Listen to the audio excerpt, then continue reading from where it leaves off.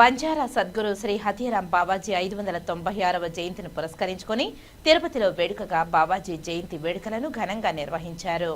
తిరుపతి హతీరాం బావాజీ మఠంలో శ్రీ హతీరాం అధ్యక్షతన ఆంధ్రప్రదేశ్ కమిటీ తరఫున మఠంలో 596వ జయంతి వారోత్సవాలను ఘనంగా నిర్వహించారు. ఈ కార్యక్రమానికి దేశం నలుమూలల నుంచి సంత్ మహారాజులు, భక్తాదులు తిరుపతికి పెద్ద సంఖ్యలో హాజరయ్యారు. బంజారా ఆచార్య సంప్రదాయాలు హతీరాం మహాభోగ్ కార్యక్రమాన్ని నిర్వహించారు. 2 రోజుల కార్యక్రమంలో భాగంగా మొదటి రోజున తిరుపతి మఠంలో, రెండవ రోజు తిరుమలలోని హతీరాం మఠంలో జయంతి ఉత్సవాలను నిర్వహించడం జరుగుతుంది. అనంతరం శ్రీ వెంకటేశ్వర స్వామివారిని దర్శించేందుకు బంజారాలు వెళ్తున్నారని తెలిపారు. ఆంధ్రప్రదేశ్ రాష్ట్ర ప్రభుత్వ ప్రత్యేక చొరవ తీసుకుని బంజారాలకు ప్రత్యేక బోర్డు కల్పించి తిరుమల శ్రీవారి దర్శనానికి వెళ్లే సమయంలో వసతి భోజన సదుపాయాలు కల్పించాలని రాష్ట్ర ప్రభుత్వాన్ని ఈ సందర్భంగా వారు విజ్ఞప్తి చేశారు. టీటీడీ పాలక మండలిలో బంజారాలకు అధిక ప్రాధాన్యతను కల్పించి పెద్దపీట వేయాలని కోరారు. దేశంలో సామాజిక, ఆర్థిక, విద్య, రాజకీయ పరంగా బంజారాలు వెనకబడి ఉన్నారని, తమని ఆదుకునేందుకు కేంద్ర రాష్ట్ర ప్రభుత్వాలు ప్రత్యేక చొరవ చూపాలని తెలిపారు.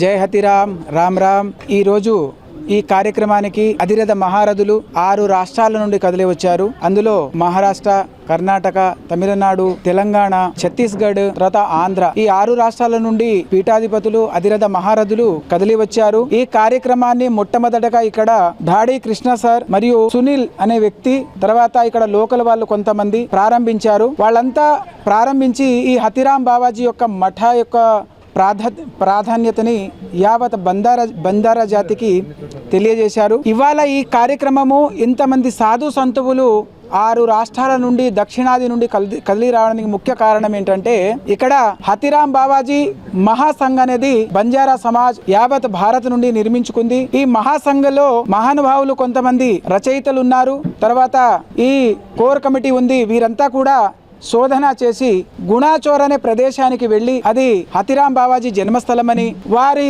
పరివారం ఎక్కడి నుండి వచ్చింది, తర్వాత వారి బంధుమిత్రులు ఎవరు, వారి పుట్టుక ఎప్పుడు అనేది కనుగొని వారు చేసిన సెర్చింగ్ లో ఈ ఆషాఢ శుద్ధ పంచమి రోజు హతీరాం బావాజీ జన్మించారని చెప్పేసి వారు కనుగొనడం జరిగింది. వారి కృషి వలన ఈ రోజు యావత్ బంజారా ప్రజలకే కాకుండా యావత్ ప్రపంచంలో ఉన్న హతీరాం మహారాజ్ యొక్క భక్తులందరికీ కూడా హతీరాం బావాజీ జయంతి ఉత్సవాలనేవి వెలుగులోకి రావడం జరిగింది. ఇవాళ ఈ కార్యక్రమానికి వచ్చిన అధిరథ మహారథుల్లో బంజారా జాతి కాశీ అనబడే పోహరాదేవి క్షేత్రం నుండి సేవలాల్ మహారాజ్ వారసులుగా జితేంద్రజీ మహారాజ్ వచ్చారు. తర్వాత కర్ణాటక నుండి సర్దార్ సేవలాల్ మహారాజ్ వారి పరివారము, తెలంగాణ నుండి నేను రమేష్ గిరి మహారాజుని, ఇంకా కొంతమంది మా పరివారం అంతా, తర్వాత మహంత శ్రీ మహేంద్రనాథ్ జీ వారు ఛత్తీస్గఢ్ నుండి వచ్చారు. తర్వాత ఆంధ్ర నుండి ఇక్కడ గణపతి మహారాజ్ వారి పరివారము. ఇలా నేను రాష్ట్రానికి ఒక మహారాజ్ పేరు మాత్రమే చెప్తున్నాను. వారి పరివారం అంతా కూడా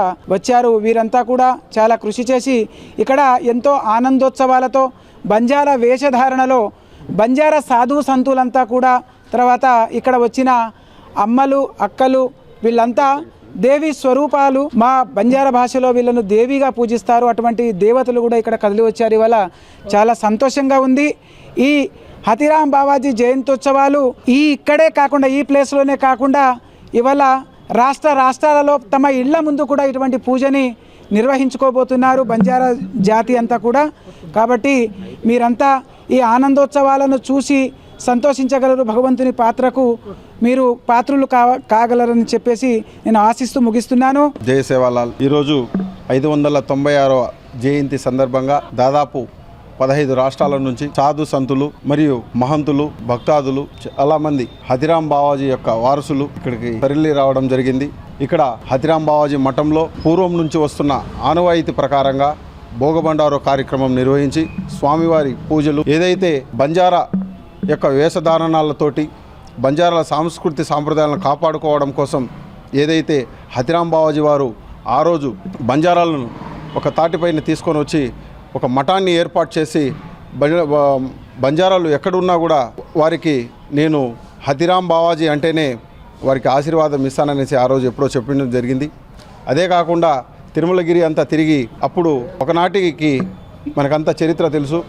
శ్రీగిరిని తిరుమలగిరిగా తిప్పిన వ్యక్తి, శ్రీవారితో పాచికలాడిన మహానుభావుడు హతీరాం బావాజీ. శ్రీవారితో పాచికలతోనే కాదు, బాలాజీ అనే పేరు కూడా పెట్టడం జరిగింది.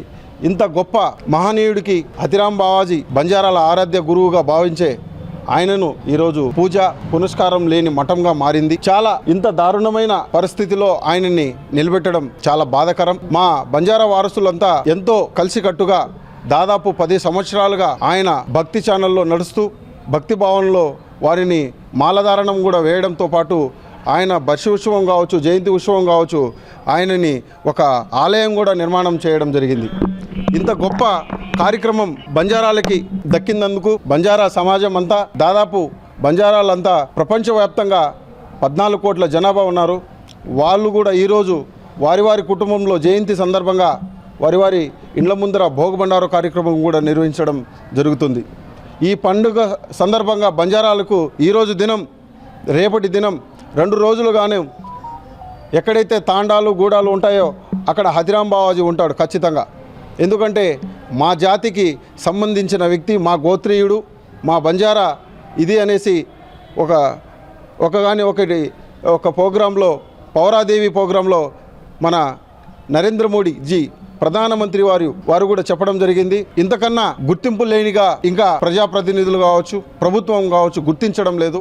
ఇంకనైనా గుర్తించి ఆయన పట్ల ఏదైతే చేయాలో, ఏదైతే అభివృద్ధి చేయాలో, ఏదైతే అన్యాక్రాంతం అయిపోతున్నాయో వాటి గురించి కూడా ప్రశ్నించి వాటిని కాపాడేదానికి ఒక కమిటీని ఏర్పాటు చేసి బంజారాలంతా ఒక కలిసిమెలిసిగా ఈరోజు ఇంత ఘనంగా, ఇంత సాంప్రదాయకంగా పూజలు నిర్వహిస్తున్నారు. కాబట్టి కనుక అందరినీ ఆదరించేలాగా ఒక మంచి కమిటీని ఏర్పాటు చేసి వారి ద్వారా మఠంలో ఉన్న ఆస్తులు అన్యాక్రాంతం అవుతున్న వాటిని, ఇలా చెదులు పట్టిన మఠాలను వాటిని కూడా కాపాడేటట్టు కూడా చూడాలని ఈ సాధు సంతుల తరపున, మా భక్తుల తరపున, ఈ తిరుపతి వాసిగా బుక్యా శివానాయక్ ఇక్కడ ఆ హథీరాం బావాజీ మఠానికి, హథీరాం బావాజీ ఆలయానికి చైర్మన్గా చెప్తున్నాను.